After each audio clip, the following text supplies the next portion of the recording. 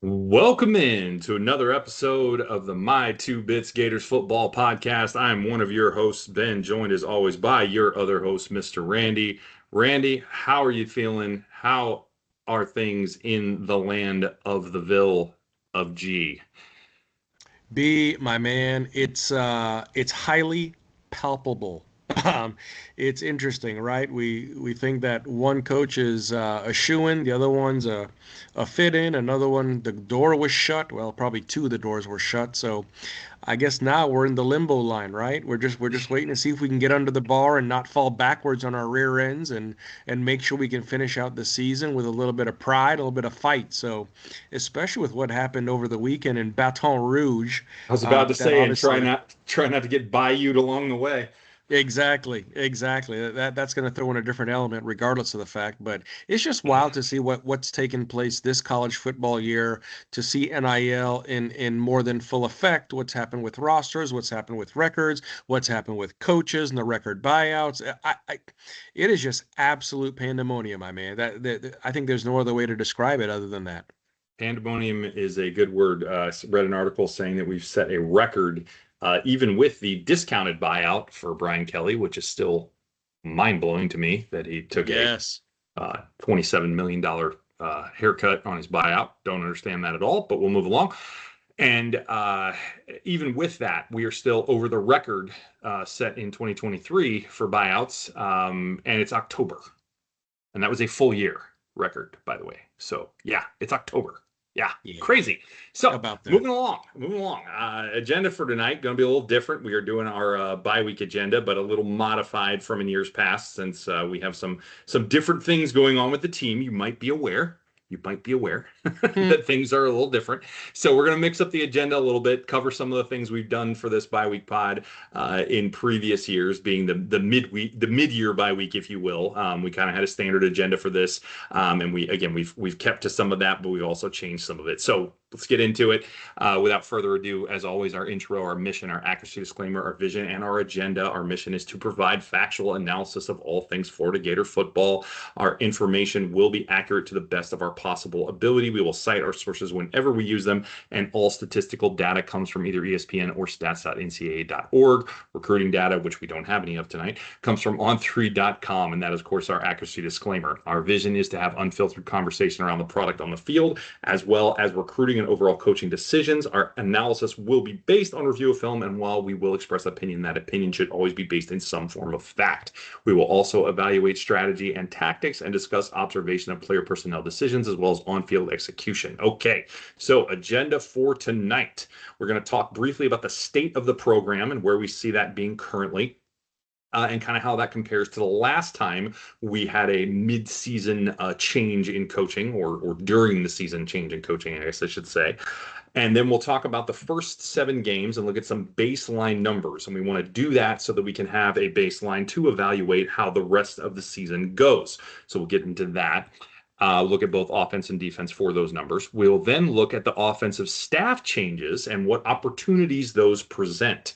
So that should be interesting to kind of have a little discussion around. We will then, of course, talk about some of the new coaching opportunities, really just one in particular at the time. Might get into other ones in the future, but for now, we're just going to focus on one. And then, of course, we will talk our midseason superlatives. So this is something we've done every year for this episode. Make our picks for the rest of the season, play keep it or pitch it for Georgia this upcoming weekend, and review the Sims results from that game as well. And then from there, we will wrap things up and sign it off. So with that, let's get started. Give me your thoughts on the current state of the program. Where are we with this midseason coaching change versus the previous one? Give me your thoughts. Yeah, so this is a loaded question. I mean, unlike the State of the Union, I don't think I need 2.5 hours for this. But Let's hope not. regard yeah, regardless of the fact, one thing I think one of the things I think is interesting is I'll take it from the perspective of how Dan Mullen lost this team. So Yep. in Dan Mullen's years here, of course, those of you that know, he was fired towards the end of the season, given the option to stay on to coach a couple of games, one of them being senior day, one of them being Florida State.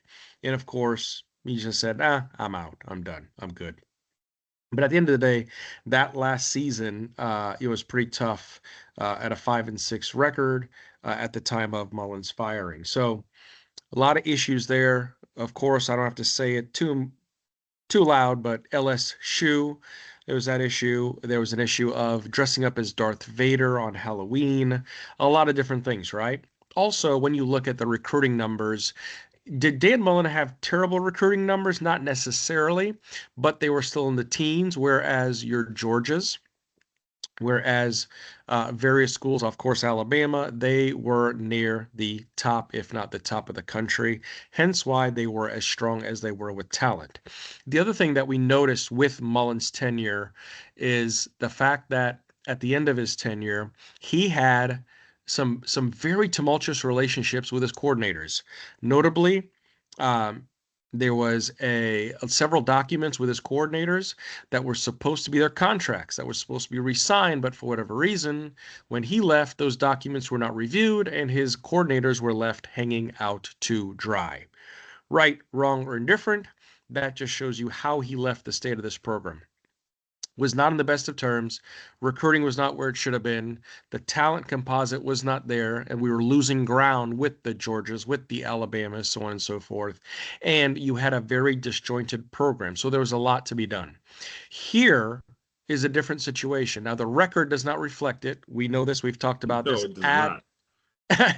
I just there's no more else to say about it. However, when you look at Billy, we believe he had the best interest in Florida football in the sense of as a person, like the human element, voting for Billy Napier, the human, you wanted him to succeed, right? Everything that he did to take systems from Clemson and Dabo and Nick Saban, the dark Sith Lord at Alabama, everything he did to take some of those systems, those processes, right? And bring them to Florida, he did, right? When you look at Gatorade, right? The program to help develop student athletes. When you look at the infrastructure and the staff, of course, the picture the infamous picture that showed more staff than players. The completion of the Heavener training complex, that was more so Scott Strickland, but of course, that was one of the things that Billy used heavily in his recruiting. The strong NIL infrastructure in the front office, the Hawkins Education Center, the Condren Dining Center with regards to nutrition and health, right? So there's a lot of different things that aided in this program right now having the strength that it has from, as we talked about before, culture as well as recruiting. Yes, recruiting has gotten better at Florida. Have we bridged the gaps with your Georgias and especially notably Tennessee and Alabama? Not there, but we were gaining ground. And that's the other thing. When you look at the field, the talent that was put on this field this year, as we mentioned, on paper, the best roster assembled in at least a decade.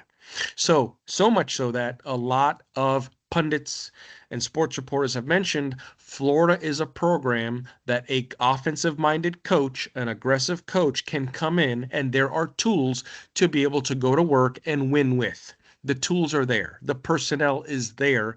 It's just a matter of orchestrating it so that it works seamlessly. So compared to the last coach, Florida is actually in a better position, and that aids with some of his motto as far as Billy's motto in the sense of leaving it better than you found it. He did leave it better than he found it, just not on the offensive side of the football. But it has been left better. B, what are your thoughts on that?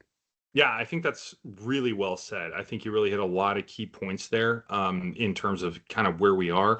I'm going to focus on a couple of things that are similar and then talk about maybe a couple things that vary just a hair in terms of where we're at in terms of that. So first and foremost, the talent piece. I want to make a point here. If you look just at the talent composite rankings of the entire team, we're very similar position for the last 4 or 5 years. There's really not a lot of change in that. Actually, you can go back further than that. It's pretty much the same. We kind of don't vary a whole lot there in the last decade, really. So you might be saying, wait, where's this talent improvement that you're talking about? And where it is in the starters and actually the backups. So if you look at what we refer to as the two deep, right, and you look at blue chip ratio.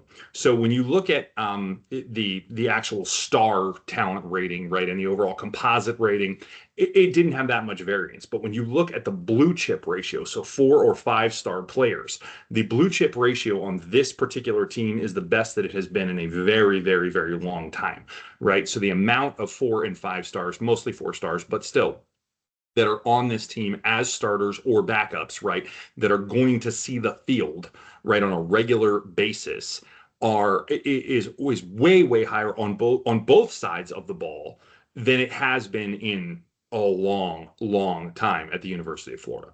And that's where that talent differential really lies, is in that blue chip ratio, right? Randy kind of mentions it every week when we do the recruiting update and where we're at and sitting with that. But when we look at who's actually on the roster and playing, right, that's important. It's not just who's there, but who's actually seeing the field. The talent differential that we have right now is really there. The other point that I really want to make here, and this is something that I brought up before, but it's been a while since we talked about it, is the culture piece from what we were dealing with before versus what we're dealing with now. Mullen left this team in shambles from a culture standpoint. It was a mess. Again, we've discussed this before at times, but when you go back and you take a look, there was an article written. It was a really good article, and I apologize, I can't cite it right now. It was years ago that I read it, so I don't have it handy. But there was an article that I read. It was a super in-depth article. It was like a 10-minute read. I mean, it was really well done, and I apologize for not being able to cite it here. That's shame on me for bringing it up without having that. However, it was a really in-depth piece, and it quoted direct players sources that were willing to talk, like on the record, about coaches that were there under Mullen's tenure as position coaches, about Mullen himself and kind of how he would handle certain situations.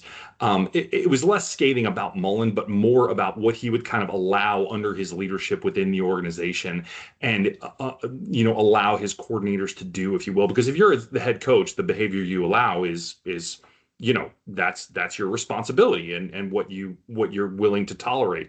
And some of the stuff that he was willing to tolerate and that he allowed, it's flat out unacceptable in my opinion, and really beyond that, quite frankly.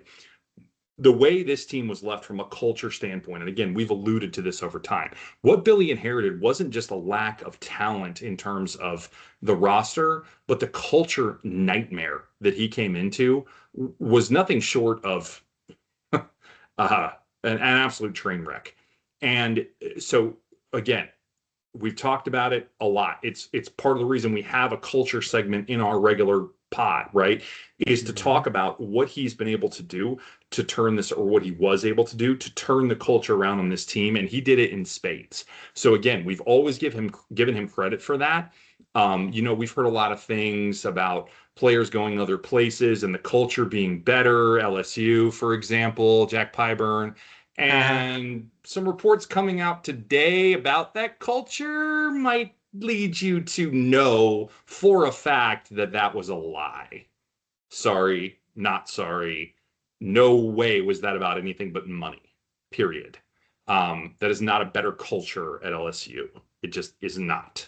So, I'll say it again. What he was able to do to turn around the culture in the locker room, the culture with the coaches, the culture just of this football program as a whole, nothing short of very impressive. So where does that lead us? We have a lot of talent that's available on the field, at least currently.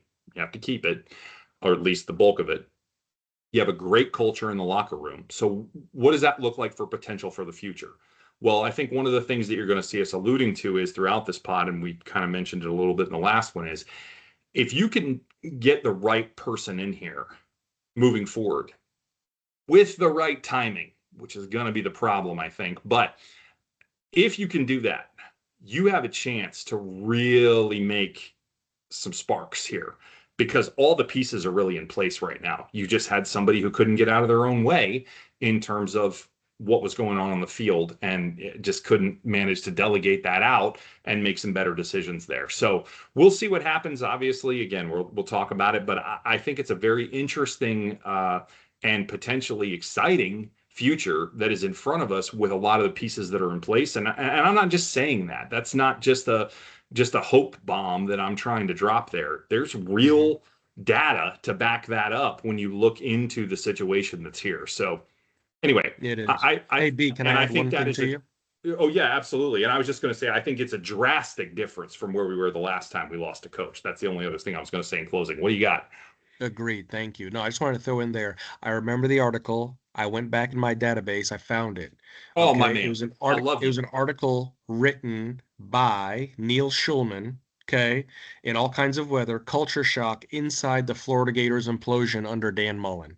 Well, kudos to It Neil. Kudos to Neil. Yeah, long read, but one of the I'll read some quotes in there from you or from the article. This is Austin Barber.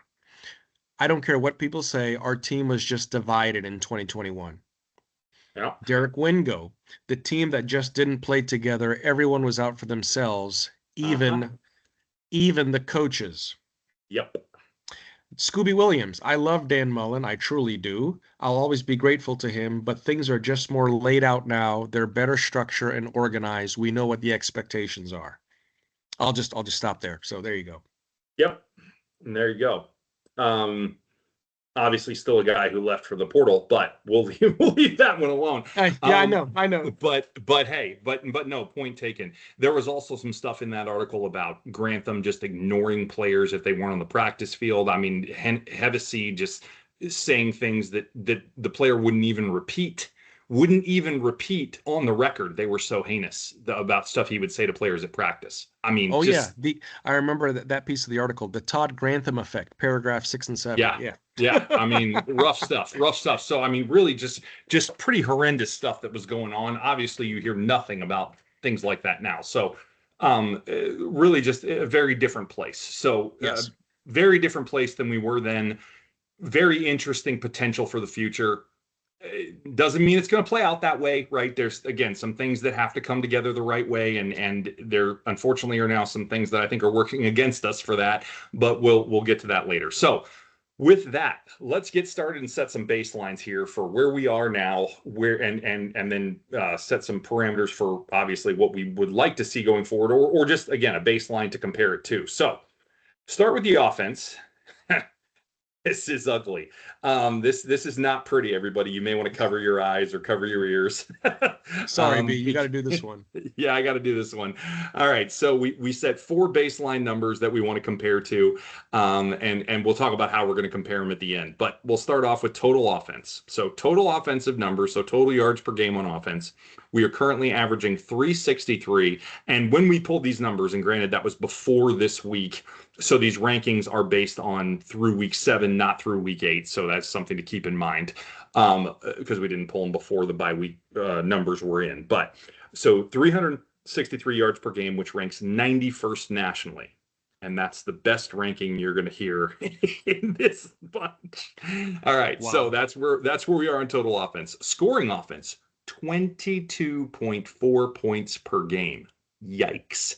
That was, again, through week 7, tied for 103rd nationally. Or I guess it was through week 8. Now we're through week 9, excuse me. But anyway, tied for 103rd nationally. Third down conversion percentage, 31.9. 125th nationally. There are 134 teams in Division 1 or That's all. FBS. So we are 9 from the bottom in third down Oof. conversion. Yikes. Miami game did not help us there with that 0 for 13. All right. Total turnovers, 12 turnovers offensively, tied for 113th nationally. Yeesh. There you go. Those are the four we're going to look at on both sides of the ball, and those are not pretty. Not pretty. All right, I'll turn it over to you. Give us the defensive rundown. Yeah, and that's the unfortunate part. People are wondering why. Well, I think people know why, but in a more detailed look, this is really why we don't have Billy Napier as a coach because he fell on his Exactly right. sword and didn't get a play caller. And the offensive numbers over the past 4 years have continued to decline worse than the stock market. Okay, Yeah, anyways, we defensive chronicled numbers. we actually chronicled that they've actually gotten worse rather than better, Yes. right, under him, despite the talent improving. So yeah, good point there. Unfortunately, Good yes. call out. Yes. Good call out. So absolutely, be absolutely good numbers. I mean, bad numbers, but they are what they are. So on the That's right. defensive side of football, a slightly different tune. Total Mm-hmm. defense, 337.6 yards per game allowed, which ranks number 42nd nationally. Very respectable. Yes, Remember our indeed. preseason pod? Remember what we talked about as far as offensive and defensive numbers, where we need to rank to be to be playing towards the end of the season? Well, here we Yeah. go. Yeah. Scoring defense, 20 points per game allowed, 33rd nationally. We will say that that 20 was adjusted. Ben and I adjusted it down to 19 because if you remember in the LSU game, there was a pick six. So that was not given up, points not given up by the defense. So there you go. But either way, 33rd nationally.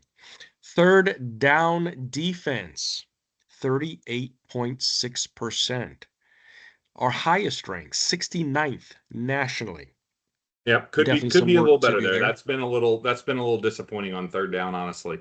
It has been. It has been. Again, this defense has done some great things this year. The bend don't break mentality, as you all know. The past game we had, I don't know, we had about 4 or 5 freshmen on the field due to Yeah. injuries and depth concerns. So that definitely did not help in that game. And I would argue that Caleb Banks playing about 20 snaps this entire season so far does not help that third down number at all. No doubt. No doubt. When it comes to pressure, and I've made the comment before, where in the world is Tyreek Sapp? Well, he doesn't have his running partner with him. So based off of that, Yeah. he is not be able to be as effective. I still need him to wreak some havoc, but definitely not Agreed. able to be as effective, right? And then of course, total turnovers forced, 9 turnovers forced, tied for 55th in the nation. So there's the Yep. defensive side of the football. Still numbers to be improved, but however, a much different story when we talk Yes. about that famous phrase, playing complementary football. Yeah. Okay. Yeah. I wonder how long we'll be making Napier quotes. It'll be interesting to see how long we Too long. keep wanting to do that. Yeah. I hope not too long for the record. Fair. I hope we can get some Lane quotes in here. Yes, that's a preview for what we want. But because man, they're a lot more fun than Millie's. They Okay, are. so as we talked about, what will we compare? So two comparisons we're going to make here. We will compare where we rank overall versus these numbers at the end of the season, right? Because we'll have the full season data, so we'll see how much the ranks improve, right? And the numbers themselves, right? How much they improve, hopefully, or don't, right? But we'll see what they look like versus these numbers for the full season numbers versus these at the end of the year, because we're just past the halfway mark, but Yeah. right, so we'll kind of see first half, second half, and then we'll look at just our actual performance. Randy has volunteered to check out just our last 5 weeks and compare them to the first seven for our own stats, right? So Yes. first seven, last five, right, under the interim leadership. What do those look like specifically for Florida? We'd love to be able to give you what do the last five look like versus the rest of college football, but unfortunately, there are no stat sites that work that way. Believe me, we Right. checked, but that's not a thing. So we can't isolate just the last 5 weeks, right? Unless we literally do everything manually. And yeah, we don't have that kind of time. Sorry, folks. We love you, but we we can only do this isn't our full-time Yes. job, right? So there you go. So with that'll be how we compare this. So overall in the rankings for these numbers, and then just Florida to Florida, right, for the last five versus the first seven. So there you go. And we will revisit that in our end of the season pod at the end of the year, of course. So with that, let's turn it over and start talking about some of our offensive staff changes and opportunities that they present. I'll let you take it away. Get us started with Billy G. Billy G is not my no, just kidding. Wrong Billy G. Wrong Billy G. So new interim coach at the University of Florida. So Billy G in his press conference was famous for saying, "I've been here through 3 different decades, right?" So I just want to take you Yeah, all through you a have. little bit through what that looks like. So Gonzalez um, first matched up with Urban Meyer. You might have remember that name in Bowling Green. I mean, maybe. Maybe that's also where he met Dan Mullen and John Hevesy. I think you mentioned those names earlier. I did. I Um, did. Exactly. So they did that in Bowling Green, found some great success. They had a nice little core there, moved on to Utah in 2003. Meyer, Mullen, Hevesy, and Gonzalez. Sounds like a law firm.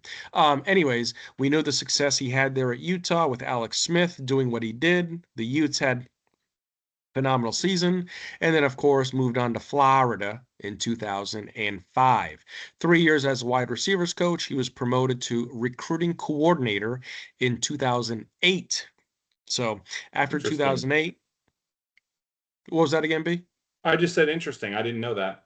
Yeah, yeah, recording coordinator. So Billy G dabbled in that for a while, did very well. Believe it or not, moved on from Florida in 2010 to serve as LSU's passing game coordinator and wide receivers coach under the Mad Hatter himself, Les Miles. Mm-hmm. So did well there. And then 2012 became the co-offensive coordinator at Illinois, right? It's Illinois. It is what it is. But then he left Illinois when he saw it wasn't going so well and reunited with Mullen and Hevesy at Mississippi State, right? Promoted to offensive analyst and co-offensive coordinator prior to the 14th season. And outside of that, he spent time after his time there, returned to Florida with Mullen and Hevesy in 2018 to the role of co-offensive coordinator. Of course, we know when Mullen left, he left as well, and Gonzalez went south to Willie Taggart's staff, if you remember that name from Florida State, went down to FAU as wide receivers coach, and of course, returned to Florida before the beginning of the 2023 season when he received a call from Coach Napier. He said, I would love to return to Florida. So the guy's been around. He's been around some great minds. He's been around some great opportunities. He's been around the offensive side of the football. He's been involved in recruiting, in passing, in receiving. One would serve, especially with Les Miles, especially with Mullen, especially with Meyer, definitely an offensive minded coach. And clearly from his press conference, he alluded to that as such. So either way, Billy G, a lot of history with UF, a lot of history around in the SEC and other schools, poised to do some great things here in the interim for the last 5 games of the season. Yeah, I think one of the things that I really like about this is a guy who's had a connection to Florida for a really long time. So Yep. it's interesting, you heard a lot of names floated about who was going to be the interim coach, and this was not one of them. And I actually love it. It's interesting because I did not hear this name floated at all, and I think Strickland did a heck of a job in promoting him because it actually makes a ton of sense. This is a guy who understands the Florida brand, not only now, but from the last time we were a national powerhouse, right? And what a great thought to put him in charge because he's the only guy on this staff that actually knows what that was like. Bingo. And that's honestly brilliant if I'm going to be real about it. That is the correct branding move, right? To put that person in charge of this operation for the rest of the year. So hats off to Strickland on that one. I think he absolutely got that call spot on. There were a lot of different names kind of floating around of who you might do this with, and I think he hit the nail on the head. And it's a person that I honestly didn't even think of. So well done, Scott. Hats off on that one. I think you really nailed it. So with that, let's move on to the next coaching change here, who, of course, was implemented by Billy G to become the new play caller, and that is one Mr. Ryan O'Hara. Former quarterbacks coach. I guess technically he is still the quarterback coach, so I shouldn't say former. He is Right. still the quarterback coach, but he is now the new play caller. So he will be calling the plays. Does previously have play calling experience. The last time he did it was with Alabama A&M. And was not crazy successful in doing that. If you go back and look at the numbers, it wasn't horrific or anything, but it was very mid. If we're going to be real and look at the numbers on that, I'm not going to go through all the stats. But the interesting thing is he did call plays this spring in the Orange game. He was actually the play caller for for the Orange team in the spring game. Um, that went pretty well. Set Oh, yeah. records for both the quarterback and wide receiver in one Dallas Wilson and Harrison Bailey being the quarterback for both passing yards and receiving yards and receptions, I believe, in that game. So Dallas in particular had 10 receptions for 195 yards and 2 touchdowns. Harrison had 373 yards. That one I'm going off memory, so apologies if it's a little off, but it's close. That's close to the correct number. I know Dallas's stat line is correct there. And all three of those being the passing yards, the receptions, and the receiving yards were all spring game records for Florida. And Ryan O'Hara was calling those plays. Now, granted, was against the second team defense, worth noting, right? Was not against the first team. However, definitely saw some effective play calling being put on display there. So very interested to see how that looks as he now kind of holds the reins and of course has a very good relationship with one DJ Lagway. Thus the reason that Billy G actually, I think, did this more than anything was the fact that he would be the person in his ear during the game, somebody that he is very comfortable talking to, obviously his main quarterback coach, other than, of course, Billy, because Billy was also uh, effectively a quarterback coach, right? That was part of his role. So, very interesting to see what that looks like. I think, as far as opportunities go, right? Kind of what we're talking about here, that and one other that we'll get to in a minute is probably at the top of my list to kind of see how that opportunity wise works out. So, next on the list is well, I will get any thoughts you have on O'Hara first before we get to the next. Yeah, no, I think the interesting thing about Ryan O'Hara is the fact that during every timeout, every time Lagway comes to the sideline, Lagway and Mertz for the record last year especially, or two Yep. years ago, O'Hara's there, right? He's the guy in the ball cap, the black frame glasses, salt and pepper hair, probably more salt than pepper now, but either way, he's always there next to him. He's always there in the air, right? And the thing that I think is interesting about him is the fact that he took a nobody, which again, Levi Lewis was who he was, but Levi Lewis at Louisiana, right, was named the 2021 Sun Belt Conference Championship Game MVP. Levi Lewis became the first 3,000-yard passer in program history and setting a single season record for touchdowns, right?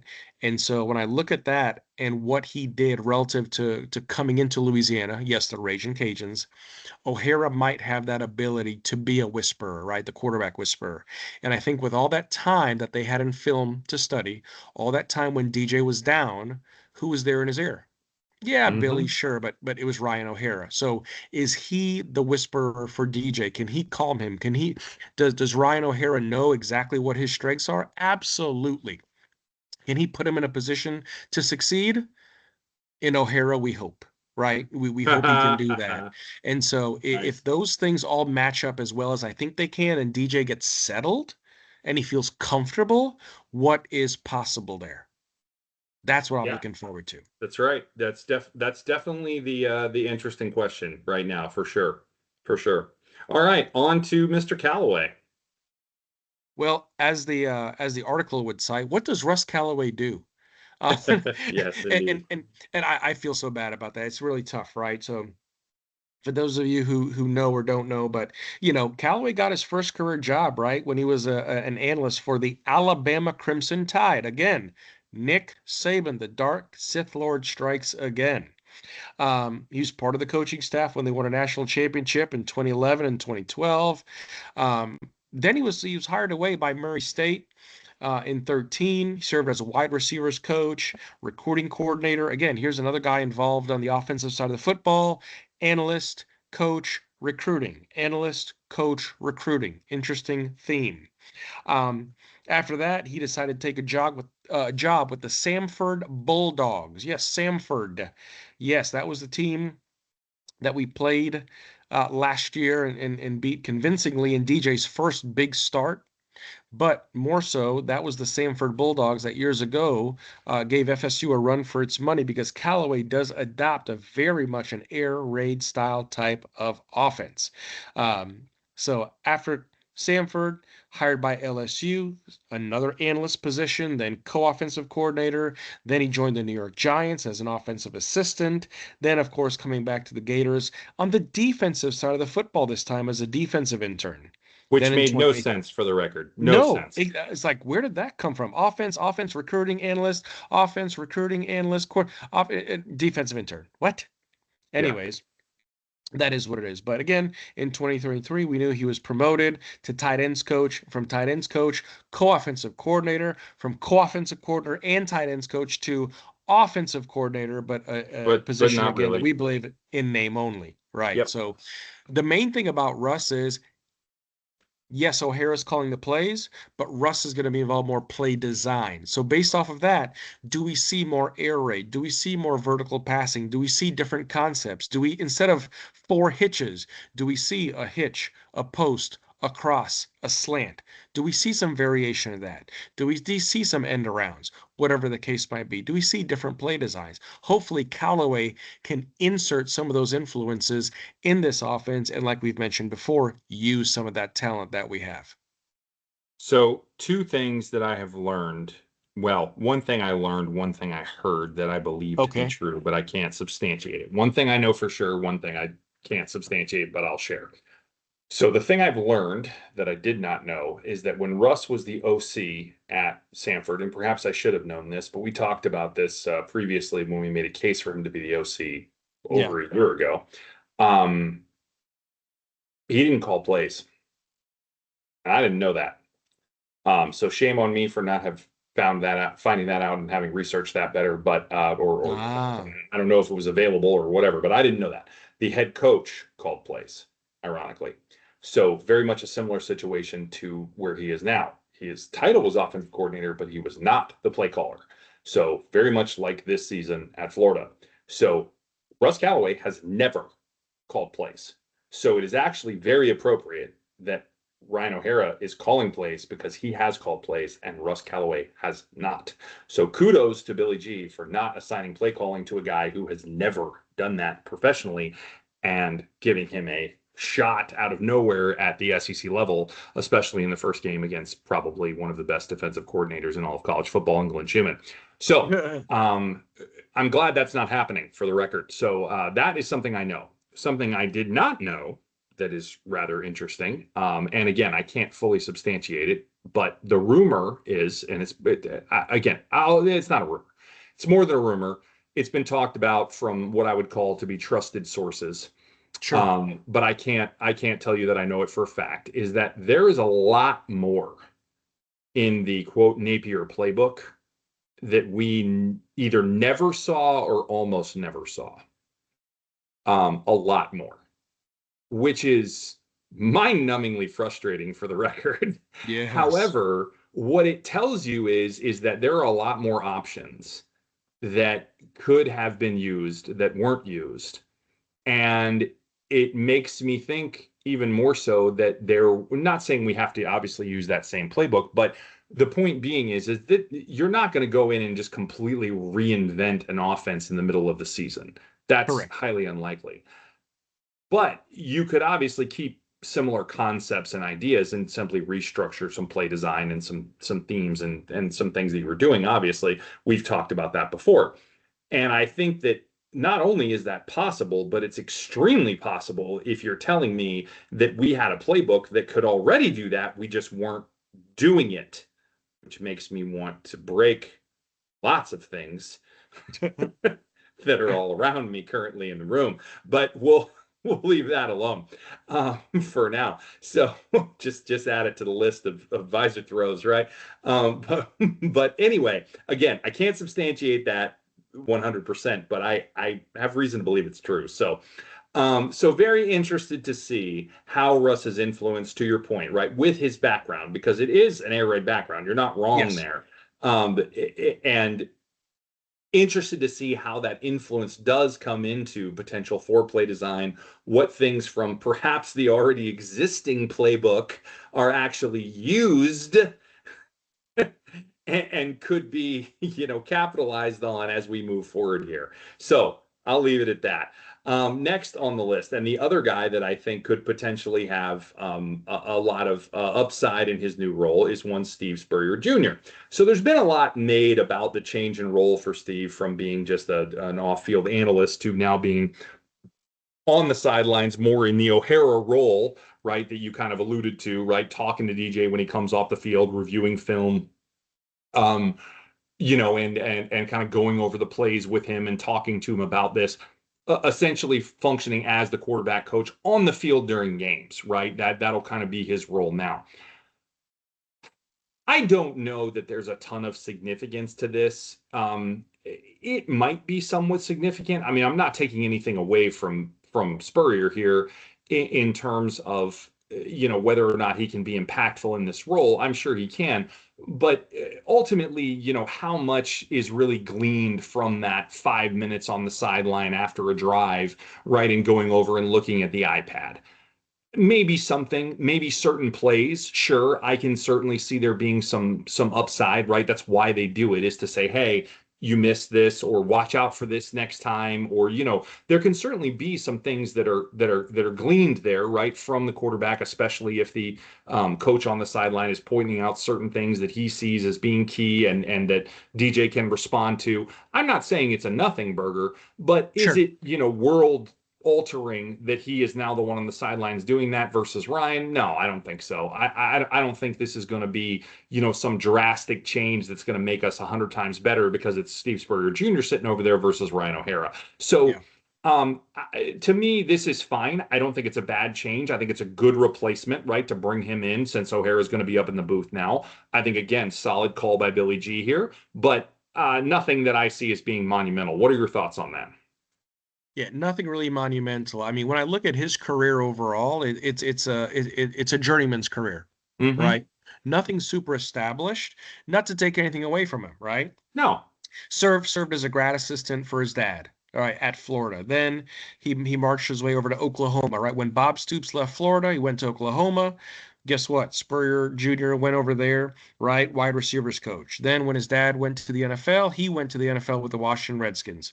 Then he left there. When he came back to the college ranks, it was Arizona under Mike Stoops, the other Stoops. He only hasn't coached under Mark Stoops, oddly enough, right? His dad comes back to college football, goes to South Carolina. He goes there to South Carolina, passing coordinator, recruiting coordinator, co-offensive coordinator, receivers coach. Great, no problem.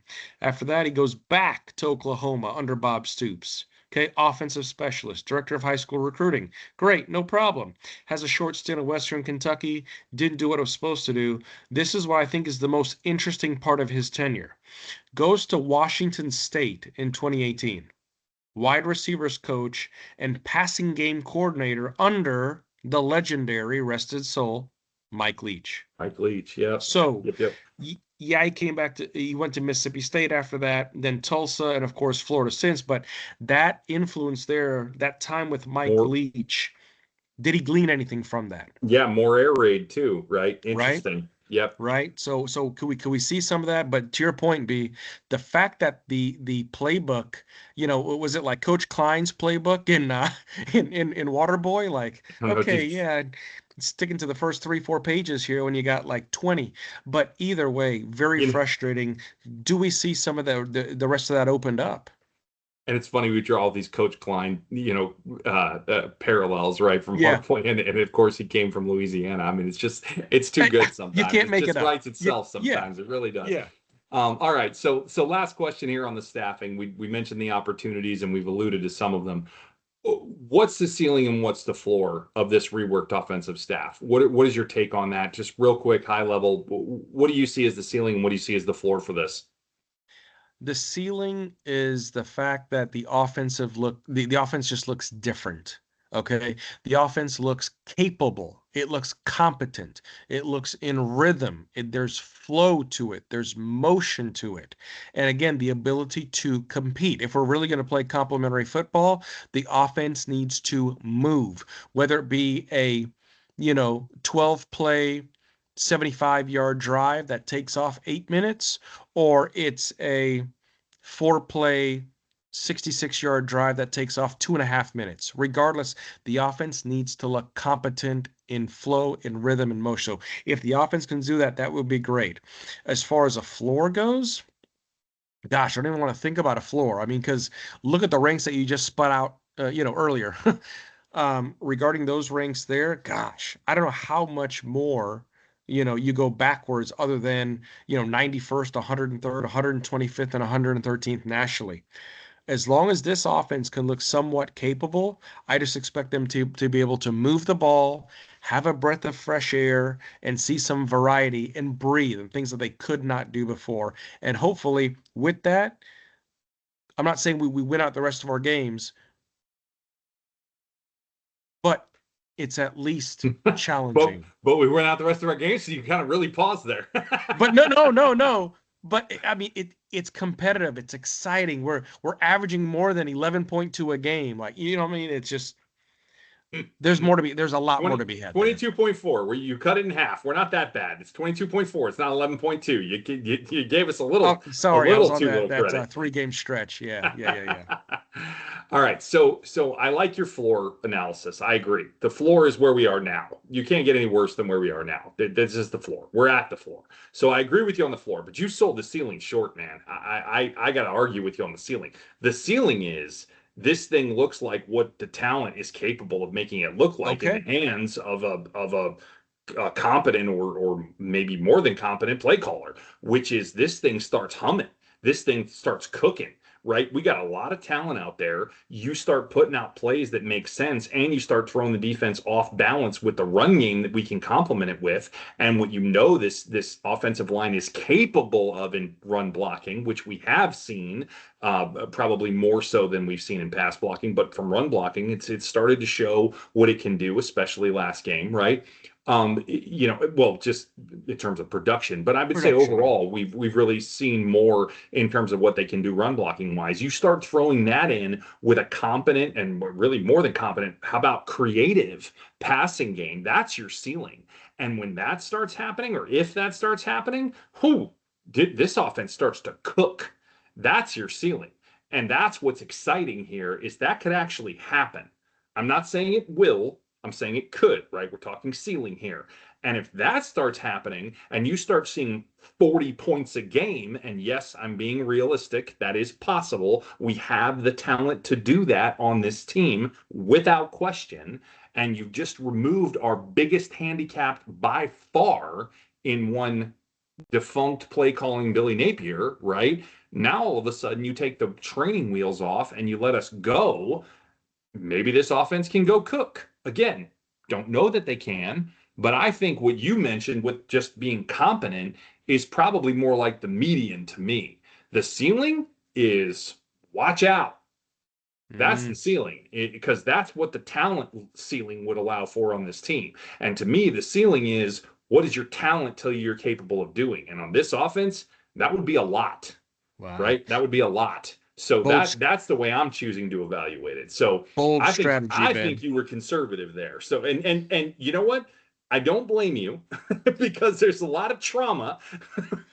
Trauma? Are you kidding me? I've been wrong about everything from the preseason pod. So all I'm going to say to that is bold strategy, Ben. Let's see if it pays Oh, off for him. I'm not. Hey.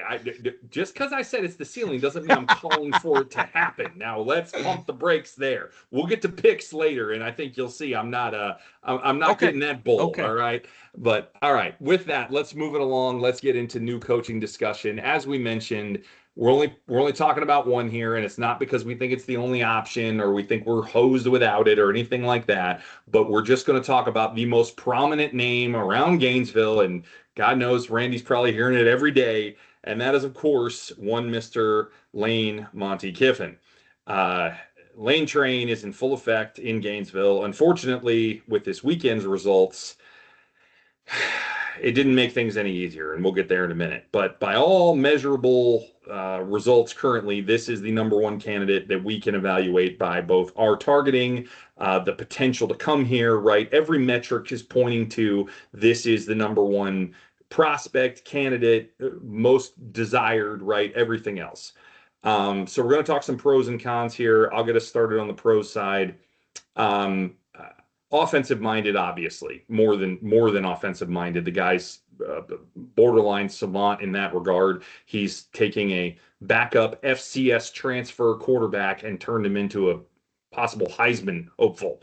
I mean, get the heck out of town, man. It's ridiculous. And don't get me wrong, the kid's talented, but put him in another offense, and I don't think he's producing like he's producing an Ole Miss offense. And that's what you want out of an offensive-minded coach is the ability to make your players look spectacular when they might be good, but they're probably not as good as you're making them look, right? My classic example is Matt Castle on the Patriots years ago, right? Ooh. Everybody wanted him when Brady went down because he looked incredible, and he goes to a different team and you're like, wow, this guy's hot garbage, right? So that's the premier example that I always point to for that is when your team and your coach make you look a lot better than you actually are, right? And I'm Right. not saying that about Chambly. This is not a knock on him. He might be better than I think he is. I can't tell right now because the system that he's in is that good, and that's credit to Lane.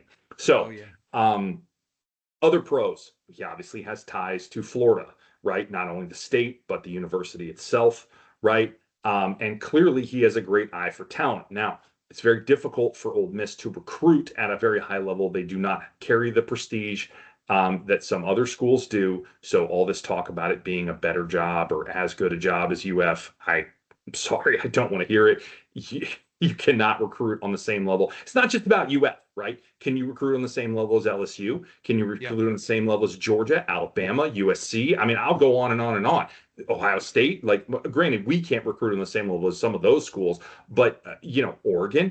I mean, I can go for days. Notre Dame, Penn State. No, you can't recruit on the same level as any of those schools. So what are we talking about? Tennessee, none of them.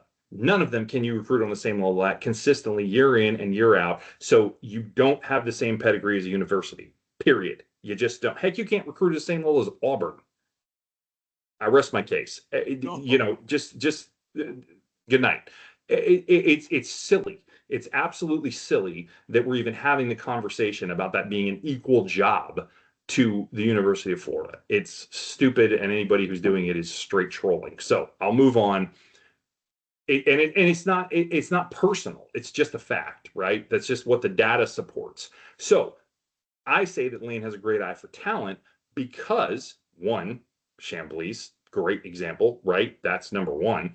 But number two, look at all he's done with the portal, right? Because he can't land the same recruiting classes because of the university that he's currently at, which does limit him, which is motivation for him potentially to look elsewhere. Just saying, if he wants to succeed consistently at the highest level, he is trying to do it currently at a place that is going to be consistently more challenging for him year in and year out. Not saying it could never happen. Obviously, he's making a run this year, but doing it year in and year out, difficult to do at where he is. So ultimately, you can see his eye for talent, though, through the portal. Look at the guys that he has brought in there over the years. Great question for you. Quinshon Judkins. Where was he before he was at Ohio State winning a national title? Right? A JUCO. Yep. And where was he before that? Ole Miss. And where is Hmm. he now tearing up the NFL in the last couple of games?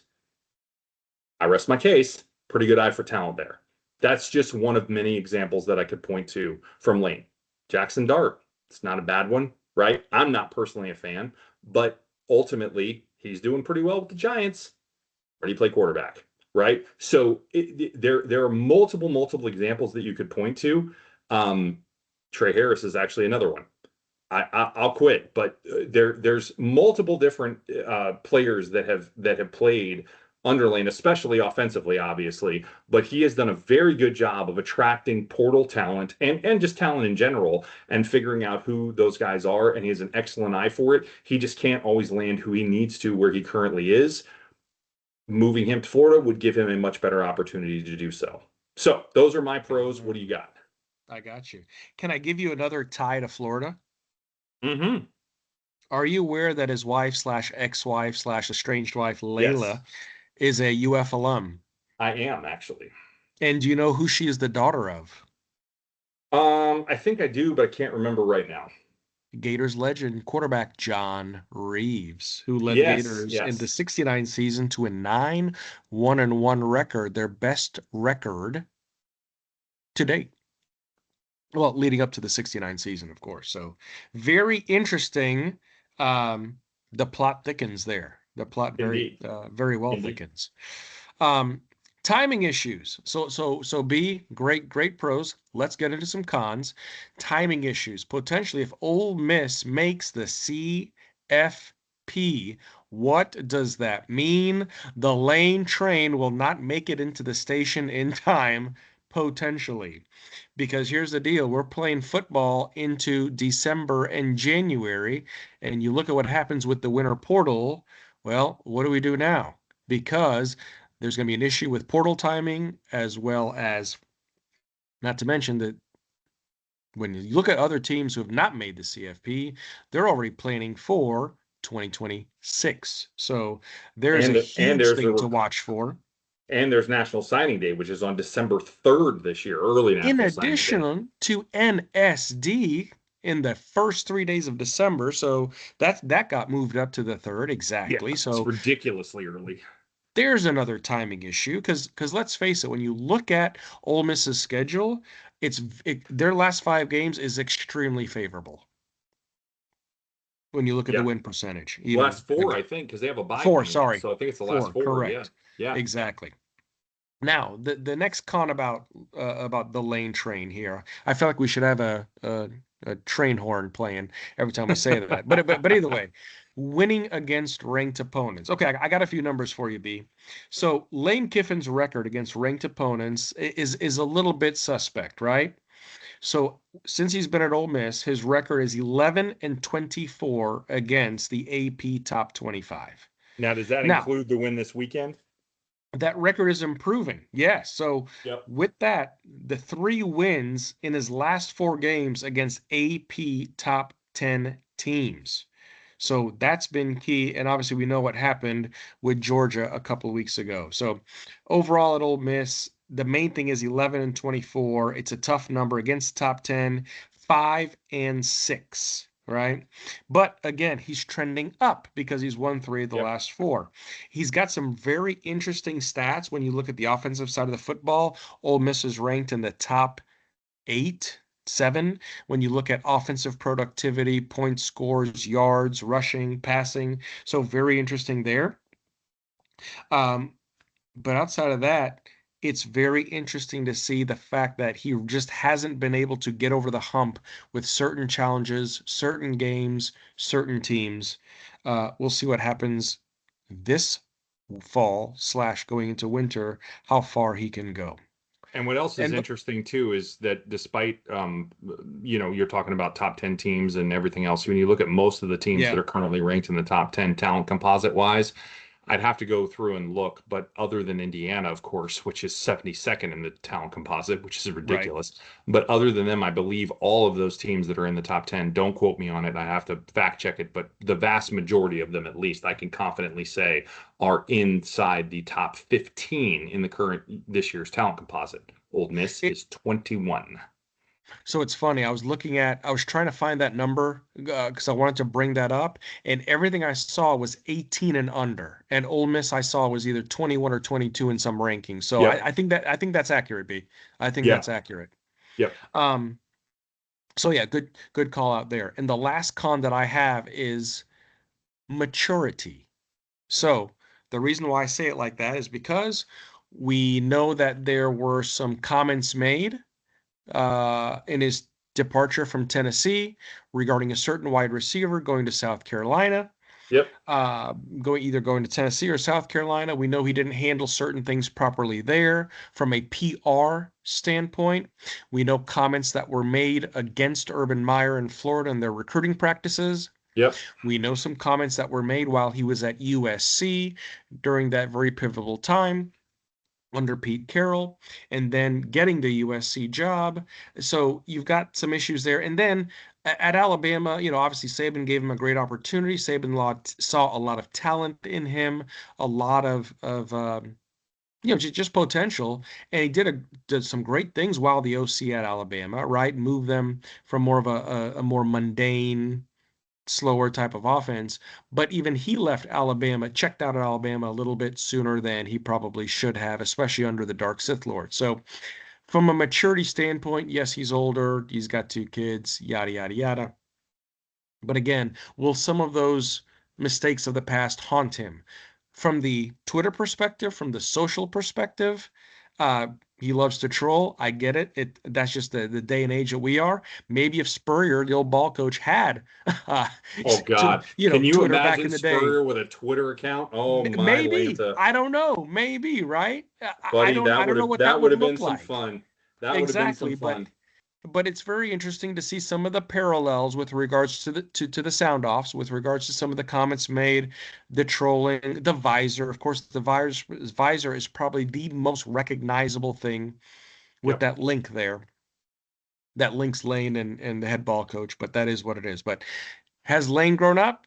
I'm sure there are parts of him that has, but overall, would that still be a good fit here in Gaines, Vegas, especially when looking at the fan base, the media, and that's the other thing too. I don't think people realize the exposure from a media standpoint, and and how crushing it can be. Yeah, for sure. So my thoughts just real quickly on the con side of things, Of course. again, you mentioned the record. I do think there's some concerns there, but to your point, it's been improving, right? And again, he's done that with a somewhat less talented team, not drastically less, but a somewhat less talented team.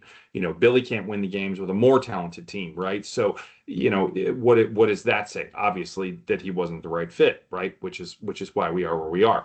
But Yep. I think for anybody that has the maturity concerns, this is what I would say. When you look at Lane's history, and I'm not like a defender here because I did not like Kiffin for a long time. I'll put my hand up and raise it right now. And my problem was this, is that you kind of called it out in a way. Well, you did call it out, but just not in the manner that I'm going to frame it here. When you look back at some of the stuff that happened, he used to be very accusatory in a lot of the Right. stuff that he would say. He would basically go on the record and make statements and accusations. And now he makes jokes. They might be pointed jokes, right? They might be targeted jokes, but they're jokes.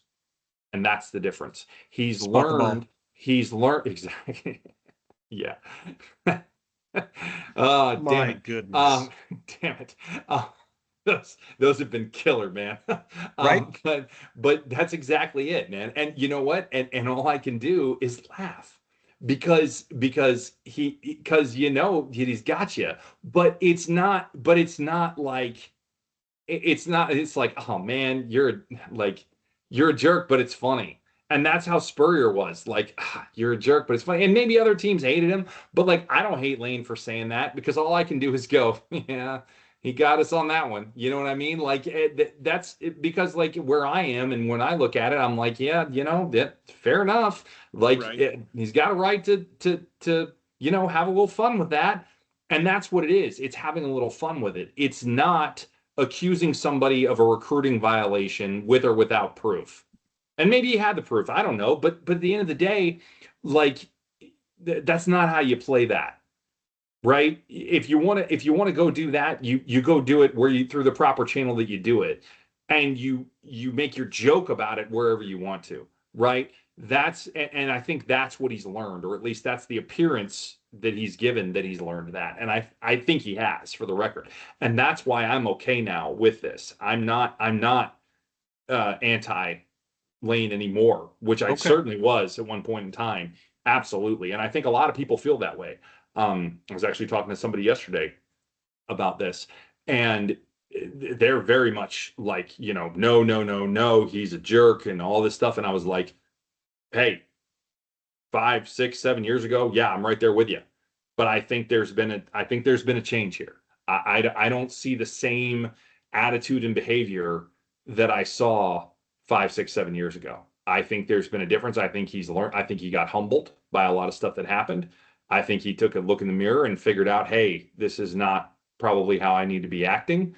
I need to, you know, really reflect a little here and I can have some fun and make some comments and make some maybe pointed jokes, but I need to remember that in the public forum, I need to pay attention to kind of what I'm saying and remember to have some perspective on that. And that's certainly by all appearances anyway what I have seen in recent years. And so for that reason, that's where I'm at. Is it still potentially an issue? Yeah, possibly, but I certainly don't see the evidence of that for frankly quite some time that I used to. So that's where I'm at. I'd love to see it happen, but Fair. again, going back to your first point, the timing now concerns me because it is very unlikely they don't make the playoff, and I think that poses a problem for what we talked about at the beginning of this thing, which is, Yes. of course, if we don't get the timing right on this, it potentially causes some problems. So That's where my concern lies now.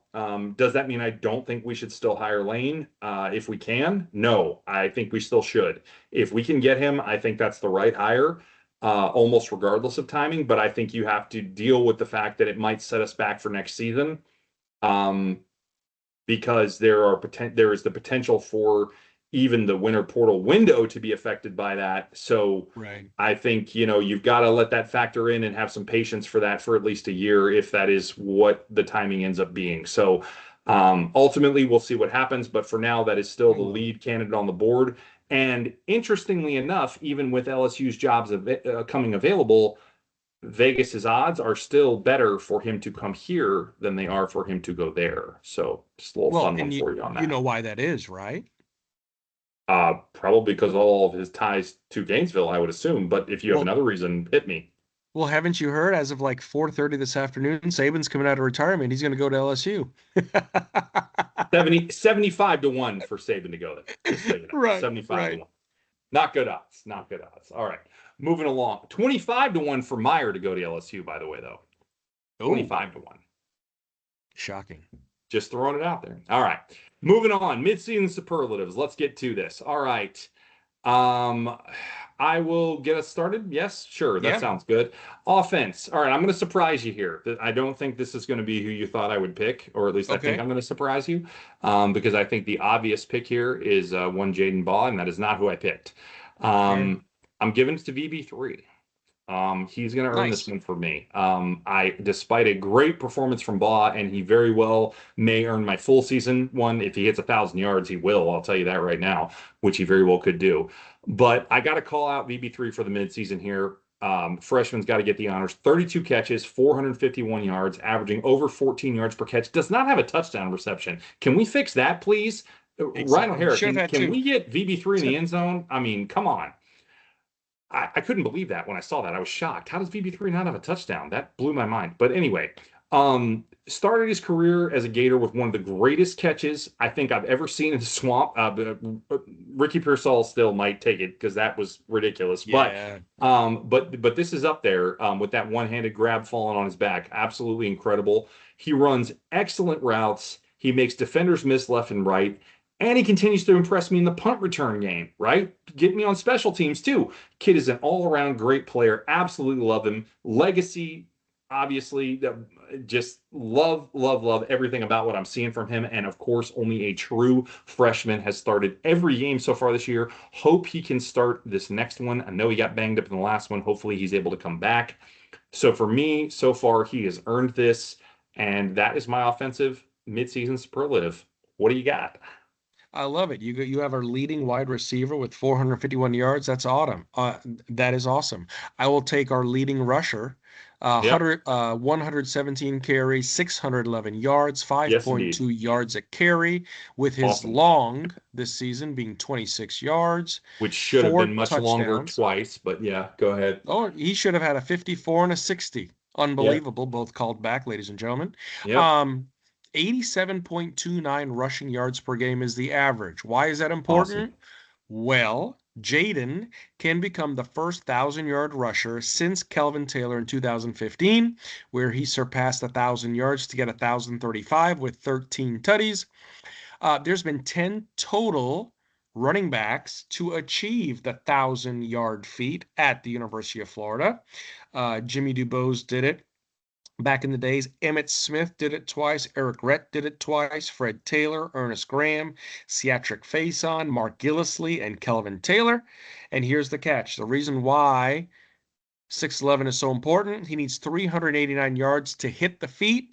You divide 389 by 5 more games. Needs to average 77.8 yards per game, and he's averaging 87.29. Yep. So you're saying there's a Great. chance. There's Yep. more than a chance. Jaden Baugh is as much as I can say an anchor in the running back position as I can ever say. Great kid, great attitude, can run. He's shifty. He's smart. Great vision. Sees gaps. Even at the size 6'5", 6'1", 230, 235, whatever he is, can just move like a joystick in a dream. Ooh, Has some, like you it. know, just has some amazing abilities, the jump cuts, the angles that he takes, and again, some great blocking. But at the end of the day, his vision really seals the deal when it comes to a lot of the great runs that he has had. So can't say enough about Jaden. He gets my midseason superlative. Although VB3, good choice there, B. Yeah, for sure. And I just, like I said, I very easily could have picked Baugh as well. But just had to mix it up there. So I'll let you go first on defense. Who you got? Absolutely. So here's a kid, a Gainesville native. He knows the deal. He knows what it's like to wear orange and blue. Legacy player.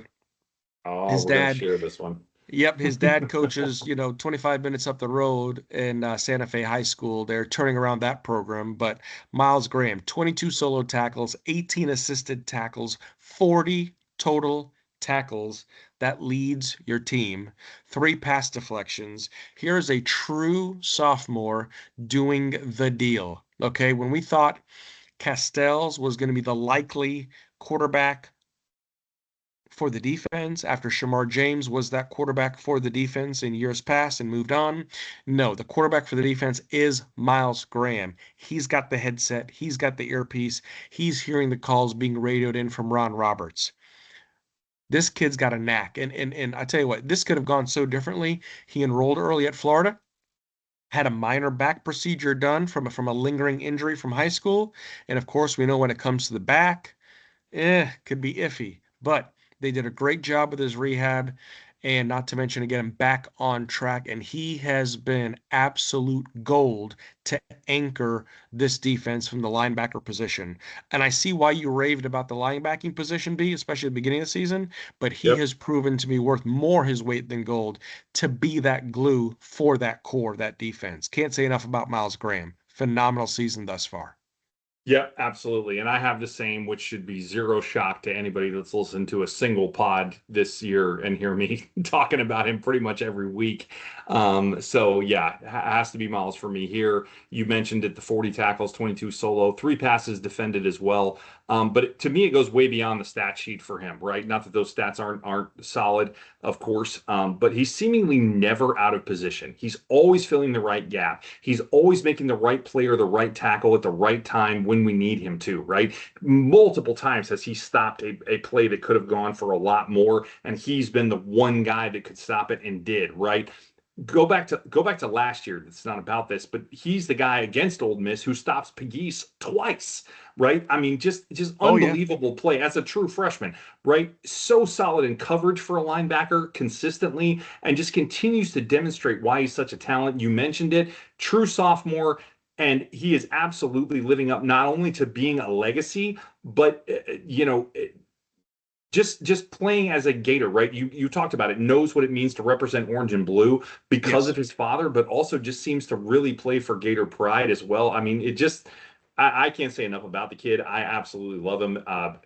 Really, really hope that that's one of the pieces that we're able to keep intact here moving forward. For the record, I think it will be. I think guys like him, like VB3, like a lot of the legacies we have here, are going to want to stay. I think we'd kind of have to give them a reason not to, which is great, right? That's one of the great things about, recruiting some of these legacy kids. And I think that will help us in keeping some of these core pieces together.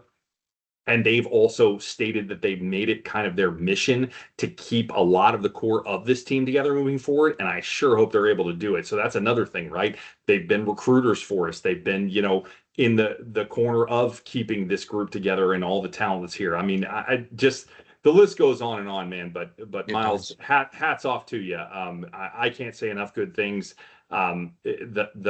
The preseason hype, if you will, was there, and I kind of already Yeah, had reason to believe from film last year, and man, it's only lived up to it and more.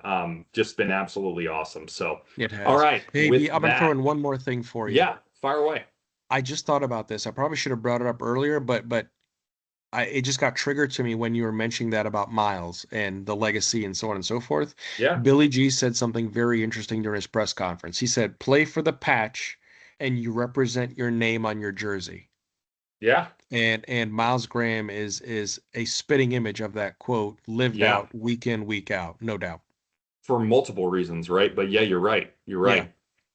All right, let's get into the picks for the rest of the season here and get towards wrapping this. What do you got?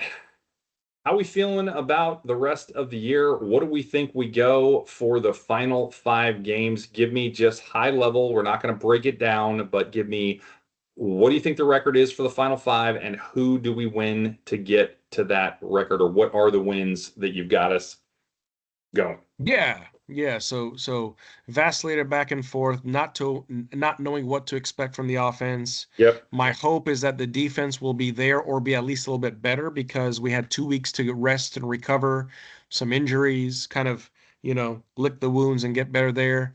For our final 5, we've got, of course, the largest outdoor cocktail party, Florida, Georgia, not Georgia, Florida. Although UF That's is the right. uh, the, the home team this year. We got Kentucky. We got Ole No, we're Miss. we're the home team this year. Correct. Correct. Yep. Oh, Yep. I Although we got are you, the home because that's team. why you're Right. saying Florida. I got you. I got you. I got Right. you. Right. Right. Right. Yep, yep. So tough game either way. I don't know what's going to happen. Is the field going to hurt us again, literally and figuratively? Hopefully Always, not. always, always. Thank God we're Right. getting 2 years out of that place for the next 2 seasons after this Yes. game. At least. So I don't know how our chances are, but I have to think with Georgia how tough they played, Ole Miss, especially how tough they played Alabama. Georgia's going to come in, and like you said, Kirby always has that edge about him, right? Yep. About Florida. So I can't say I'll put that one as a win. I'm gonna chalk that one up as a loss. UF Kentucky. I'm going to echo your sentiments from years ago. We shouldn't be losing to Kentucky ever. They're a basketball school. It's Kentucky. Okay, end of story. That Yep. one I've got us as a win. UF against Ole Miss and the Lane train, right? That Yep. game in Oxford. Lane knows what we did to him last year by derailing their CFP hopes. Trinidad Chambliss, JUCO last year, star this year. There's not a lot of film on him. It'll be interesting to see how we contain him because, as we know, our defense kind of has an issue with running quarterbacks. I'll leave Yep. it there. I'm going to Correct. chalk that up as a loss. Tennessee, some things come out of the Tennessee camp as far as some inefficiencies with Aguilar. Yeah, he started off the season very strong. Not sure what that's going to do, but again, Tennessee is playing Florida at the Swamp. Tennessee does not have a good record at the Swamp. I'm going to put our Gators there to win that one. And then FSU against Florida. Again, coming back to the Swamp for that. We know what's happened the past couple of years. They don't have Jordan Travis anymore. But outside of that, we know that the Gus bus is running low on fumes right now. It has a misfire and it's got some gap issues, literally and and figuratively. Tommy, and four flat tires. exactly. B and I made this reference a few weeks ago. Tommy Castellanos, tough kid, strong kid, whatever. But that type of offense requires a lot out of the quarterback physically, mentally, more physically. And Tommy's been banged up, let's face it. Yep. So Yep. with that, I have us as a win. So for the record, I have us finishing up 3-2. B, is that what you wanted to hear? Um, I mean, ditto. That's literally exactly what I have. Oh, Which okay. is crazy because again, we do not talk about this stuff beforehand. No, That's no, no, literally no, no. that is the exact same picks that I have. The same record, same wins and losses, to a T. So that's interesting. I really wanted to get aggressive here and pick us Yeah. to go 4-1. I wanted to find another win in there, but I can't do it without the data. I think I have enough faith and confidence in this team and the talent and the potential, right, to pick us to win those 3 games, but I haven't seen enough on film for us to say that I think we can win one of these other two. Here's what I'll say. The one we have the best shot at pulling of all of these, in my opinion, is this week. If we're Oh, going to go 4-1, it's this week that we get it. And it's not because I want it more, even though I do. But the reason why is the potential is there because there's no film on any of shock it, and awe. right? This is where you get to pull out the stops. You get to run the stuff that nobody's seen you run, and there's zero research that anybody can do, right? Now, Georgia doesn't watch film until the third quarter anyway. We know this, right? Because they don't play any defense till the fourth quarter. We've seen the evidence of this. But then it's a joke, but kind of because you go back and you look, and that's how they've beaten a lot of teams this year. Oh yeah. But what I would say is that they would literally have to do that in this game if we did pull out the stops, because there's no film that exists if that's what we were actually going to do. So if this team does, or if this new staff changes do take advantage of the opportunities that are before them, this is the game where you can maximize that advantage, right? More than any other, because there's no film that exists on what we could potentially do as a play calling, play design unit, right? So here's your opportunity to strike. Let's take advantage of it. So fingers crossed, but my picks are 3-2, wins against Kentucky, Tennessee, and FSU, just like you. So there you go. All right. To be honest with you, I thought you were going to go 2-3. So you did surprise me. No, I went 3-2. Kentucky is a layup this year. There's no reason we should lose that game. Tennessee at home, I agree it could be a problem, but it's Tennessee in the swamp, man. 2003. It's 25 years. It's 23 years of history at this point. I don't think they're doing it. I just don't Yeah. think this team's not. Again, they've been inconsistent, right? And again, Roberts knows how to defend this team pretty well. The only thing that concerns me there, I will throw in a caveat there. If this secondary can't get healthier by that game, we do have a problem because we could get smoked deep in that game, and that is an issue. So that is the one. But other than that, and then FSU, the way they're playing now, I would have been more worried 3 weeks ago. But now, Yeah. no, we should get that one. So, all right. With that, keep it or pitch it for Uga. Let's do it. So, UGA ranks number 32 in the nation. And by the way, these ranks are from prior to this week. So they were based on week 8 data, not week 9 data. So if they could be a little off on the rankings, but this is where they were then. So, but right. The stats, the numbers are correct because, of course, they had a bye this week as well. So they ranked 32 in the nation, or did, at 19.57 points per game allowed. Very similar to Florida's point production. Florida will break the streak of not scoring more than 20 against the Bulldogs in the past 4 years. That's right, everybody. We have not scored more than 20 on Georgia since 2020 and put up at least 27 points on Saturday. So this is calling for that offense and that play design to break out and really get over that number. Keep it or pitch it. Wow. So do we hit 27? Do we hit 27? B, I want to keep it, but I'm going to pitch it. I'm keeping it. I think we do enough that we can get there. I don't think it's over that. I think it's like at 27 or 28. Like I think it's right at that number. Okay. But I think we get there. I think the offense can do enough in this game to get to that. I think that number is absolutely attainable. And I think we'll do enough offensively to be able to do that and throw enough at them. And again, Georgia has been slow to react in games. I think it comes early. I'm not saying that makes us win, though it could, but I don't think it makes us win necessarily. But I think we get enough points on the board early that we hit this number. All right, number 2. Okay. UF ranks number 33 in rushing defense. So this is super interesting that we have this on here based on the Sims results. We'll get to it later. Yeah. 33 in rush defense at 117.7 yards per game allowed, while UGA ranks tied for 37th in the nation with 190.6 yards per game average rushing. The Gators defense will hold the line and keep the Dogs under 150 yards per game rushing, or excuse me, not per game, 150 yards rushing in the game on Saturday. Keep it or pitch it. Yeah, I think Gunner is, the run game's important for him to open up the pass, to get him more comfortable, so on and so forth. And I just love what our line is going to do, especially if we can get 2 pieces back. Even if we don't get those 2 pieces back, I still take our linebacker core to see what they're capable of doing, of plugging up some gaps, doing some different things. I'm going to keep the number, B. I'm keeping Yep, me too. I'm keeping that number as well. Now, we'll get to a number in a minute that I think is potentially more significant, at least possibly, as to whether or not we could actually win this game, and it's not that one, but I do think we keep them under 150. But we'll talk about that in a minute. All right. Last but not least, the current spread. So not something we typically talk about, but the current spread, or at least it was when we were looking at this, and it was this morning actually when I looked at it, so I think it's still accurate, for the cocktail party is favoring UGA by 7.5 points. Florida will keep this matchup closer than the last several, win or lose, and cover the spread. Keep it or pitch it. Keep it. Oh, Keep it. confidently. All I'm right. keeping it. Oh man, I'm really Only because, vacillating on this one. Go only ahead, tell me your because why.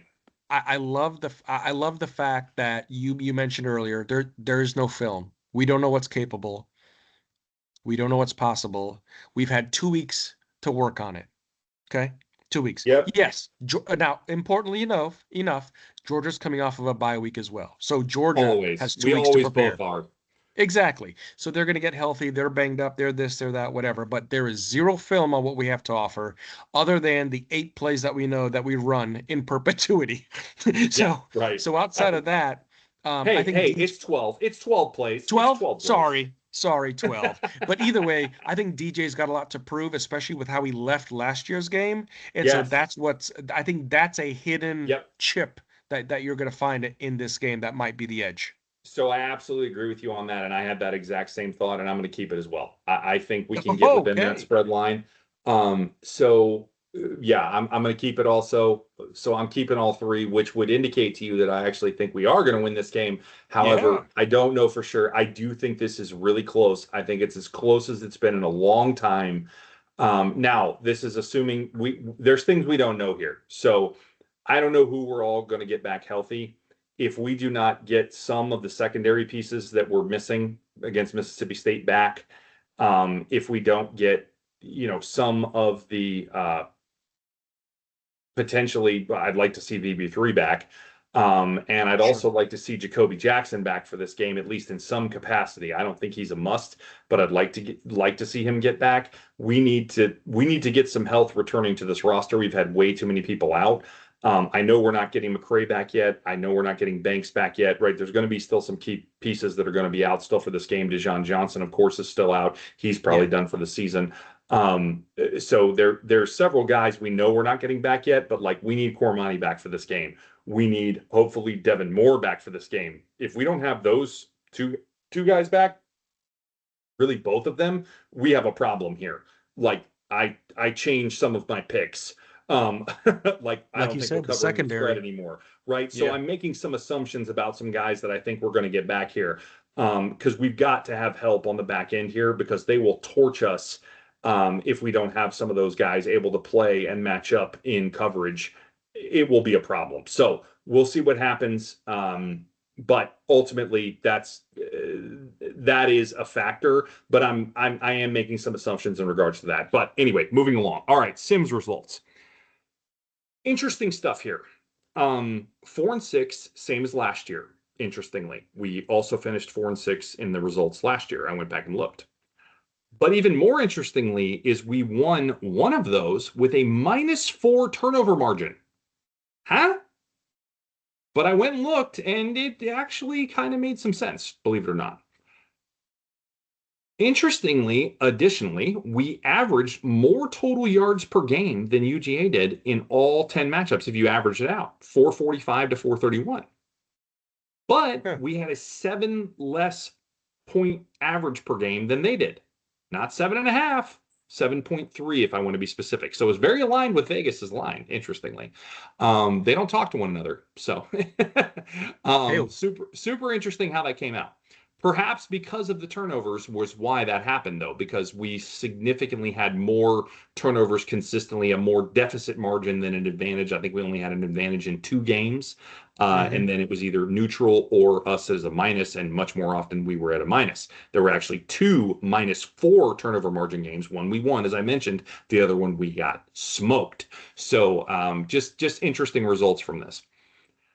Overall, however, the key stat, and it took me a while to come up with this. I actually consulted Randy on this for what we were going to come up with. Oh, sure. Is holding UGA Well, to sure. to 70% or below of their average rushing yards per game on the season. So we talked about could we keep them under 150? We actually need to keep them under 135. So ideally, about 130 or below is going to be your key here. And that's going to be hard to do, right? This is a good running team. Obviously, they average 190 a game. Can we keep them at 132-ish or less? Because if we can do that, hmm I think we can actually win. That's Key going to stat. be your There key it stat. is. That's going to be your key stat because in every one of these games, we kept their rushing yardage total very low, but this actually had them rushing much less effectively against us than they had been versus their actual number. So we use their real number rather than what the game calculated their number at because I didn't trust that as being viable. So that's what we're coming up with. So we'll see if that holds true. It's been getting a lot better on these results. We're 2 games in a row now where the predictive outcome has been right, though that I'm not as worried about in this game because obviously kind of all bets are off with the new staff. But what I'm interested to see is does the predictive stat come out right? Because that's been 2 games running that we've hit that Yeah. number and the result has been correct accordingly. So we'll see what happens. With that, we're going to wrap this thing up and sign us off here. We are going to, of course, have a reaction to the game with our first bites after the conclusion there on Saturday. So we will Hmm. bring you our thoughts immediately after and then come back with that following the game on Saturday. So with that, I will turn it over to you to give your last thoughts here and sign us off, Randy. Yeah, man. Looking forward to Florida, Georgia 2025. We'll do first bites after that. Then, of course, the following Monday, the night of the 3rd, we'll do our breakdown analysis of that. Gator Nation, we appreciate you. Thanks y'all for tuning in, listening, subscribing, following, sharing, Yes. all that stuff that you do. So spread the word, spread it loud, spread it far. Not to sound like famous Jameis, but whenever you are, wherever you may be listening, thank you for taking the time, and we will see you around, Gator Nation.